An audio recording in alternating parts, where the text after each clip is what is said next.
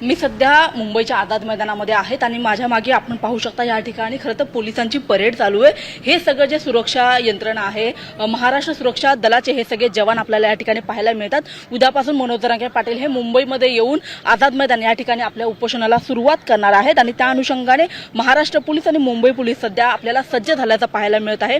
या ठिकाणी संपूर्ण जवानांची या ठिकाणी परेड चालू आहे आणि जशा पद्धतीने मनोज जरांगे पाटील यांनी जो इशारा दिलेला आहे, जो आंदोलन करणार आहेत, त्या अनुषंगाने मुंबईमध्ये अनेक जे सगळे पोलीस जे विविध खरं तर गणेशोत्सवामध्ये बंदोबस्ताला होते, त्या सगळ्यांना खरं तर आपण पाहत आहोत की त्यातले बहुसंख्य जे पोलीस आहेत ते आता आझाद मैदान आणि दक्षिण मुंबई जे आहे त्या भागामध्ये आता बंदोबस्ताला असणार आहे।